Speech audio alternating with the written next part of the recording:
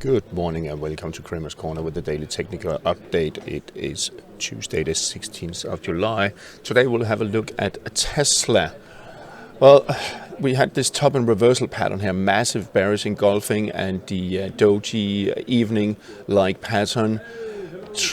We did see a bounce, and we can actually draw a trend line here. We can see there's some support here around 234.25. There's a little bit of a gap. There was also a gap down here. Try to cancel this top and reversal pattern, but it has so far failed. If it takes out and closes below 234, then I think we'll see a sell-off being fueled down to maybe 220, 210. What is interesting though is that the RSI is actually not showing divergence. There's no imbalance in the market, so we could see, on the other hand, we could see Tesla pushing higher in the coming weeks after a correction. So that's really something to look out for or keep an eye on. Also here we can see how it actually has failed to close above this 265 resistance, this previous low here. So it's lower high, sorry. So that is also quite interesting. However, we still have the RSI on weekly also above 60. So it's the technical picture is not that clear, but there are some key supports that one should keep an eye on. Moving on to the US indices, we saw S&P 500 also spiking a little bit higher on Friday, but it didn't cancel the bearish engulfing pattern. And again, yesterday also closed a little bit higher, but did not cancel the top and reversal pattern here. It actually needs to close above 5,643 to cancel it, and it hasn't done that. And it was not the highest close. The highest close was actually over here. So interesting stuff going on in the S&P. Oh, sorry, let's just jump back a little bit, because what is actually also quite interesting, should be noted, is that the RSI is still showing positive sentiment, of course, but there's no divergence on the RSI. So that's also telling us we could see higher highs, but let's see. It is very fragile at the moment, where we have the Nasdaq 100, this sell-off here, this top and reversal. It's not a perfect bearish engulfing, but it actually did take out basically 4 days of trading. And here we did have the divergence, so it is indicating top and reversal. Dow Jones, on the other hand, so that means some of the biggest stocks in the US, they performed a new all-time high yesterday, and both in terms of spiking higher, but also in closing. And there could be more upside potential. There's no divergence on the RSI, indicating we are likely to see higher levels. In Europe, we have EUROSTOXX 50 that, it did close above 5,000. But again, as you can see here, RSI got rejected at 60 threshold, and it sold through during the session, and it has continued this morning. We are back below 5,000. We actually closed below 5,000 yesterday. We really need to see the RSI to close above 60 for any upside traction. So that seems not to unfold. The DAX, that actually closed above its resistance here at 18,630, and also RSI above 60 threshold, did indicate we are building an uptrend, and we do have higher highs, higher lows, higher highs, but it is really not. It is really struggling at the moment. I want to see it back above 18,630 or 31 to be exact, to maintain this uptrend. If it takes out 18,213, then expect heavy selling. The Amsterdam index couldn't keep up yesterday either. We are currently back below the rising trend line. 930 are close below that level. Then expect a sell-off down to around 918, which is key support. And finally, we have CAC 40 that got rejected, and now is still caught in this. And I think that will continue for quite some time with all the uncertainties going on in France and at the moment. Swiss market, reached the 138.2 projection at 12,438 and then hit by massive sell-off. So a bit of correction here. There's some support around 12,100 and 181. We could see it being tested, maybe dipping a little bit lower. There is divergence on the RSI indicating maybe that was it. So I would be a little bit cautious here at the moment. If it starts closing this gap here, comes back about 12,295, then we could see uptrend resuming.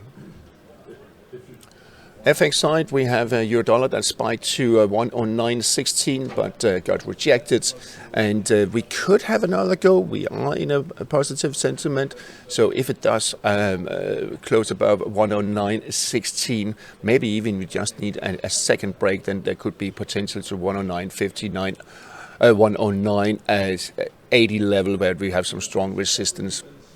We are in our trend, and as you can see also here, the moving averages are pointing in that direction. Euro sterling just holding on around here, 84, but we are in a downtrend, and I don't think, do we have any divergence? Yes, like divergence we actually do have. So I think we maybe could see a little bit of correction up to, again, 84.25. But the downtrend is intact, and I think we will see lower levels in the coming weeks. Cable reached the resistance at 129.60, just below 161.8 projection.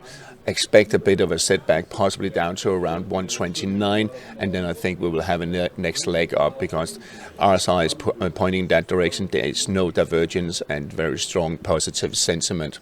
Dollar yen has bounced. It dipped a little bit lower yesterday, but it bounced back above the rising trend line here, and I think maybe we could see a bounce here in the coming days. Also, RSI is still in a positive sentiment despite having these divergences here. I think we'll see it crawling higher, but if it takes out the lows from yesterday, expect a push down to 156.13. Euro yen also bouncing nicely this morning. If it does come back above 173.50, then I think it will push towards a previous peak. There's no divergence on the RSI, still positive sentiment. It seems to be over, and which is quite unusually only correcting 50% and not 61.8. That's actually what I expected. But if it takes out that 171.40 level, well, then expect a sell-off down to there. Oh, sorry, that was the wrong one. Aussie yen hovering around the 38.2 projection, retracement at 106.81. Also fairly unusual, but it could be a strong signal. There's no divergence on the RSI, still positive sentiment. If we're moving back above 108, well, then expect new highs on Aussie yen. Sterling yen also just above the rising trend line here, and the 38.2 retracement starts moving higher again, and I think actually it will challenge the previous peak and also push towards 212. Could be in the cards. There's no divergence on the RSI indicating we're likely to see higher levels on sterling yen.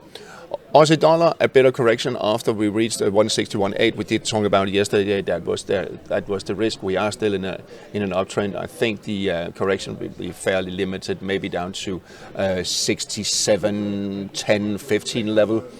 Before I think we will see market coming back up. It could dip all the way down to around 61, but positive sentiment, no divergence on the RSI is indicating Aussie dollar moving higher. Dollar Canada, after testing the 135.90 support, can it close back above the cloud? Then I think we could see a push towards 137.85. The Euro Swiss, not really much to report, still struggling here at the 61.8 retracement. Could see a little bit of a setback, but we are in a positive sentiment, and the moving averages are slowly turning around to 55, still weighing a little bit on it. I think we will see it push higher in the coming week or so.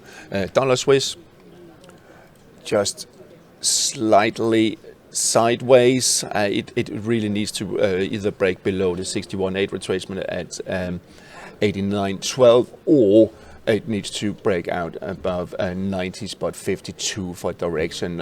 Short term, I think we will see a push lower, maybe even down to around the 786 retracement at 88.75. And finally on the dollar index, well, close to yesterday to test the 103.68. It could still come under pressure because look at this, we have the moving averages slightly tilting lower. Actually 21 and 55 are actually declining rapidly, so they were kind of putting a pressure on it, and if we do close below 103.68, well, then expect to move down to around 103, possibly 102.5.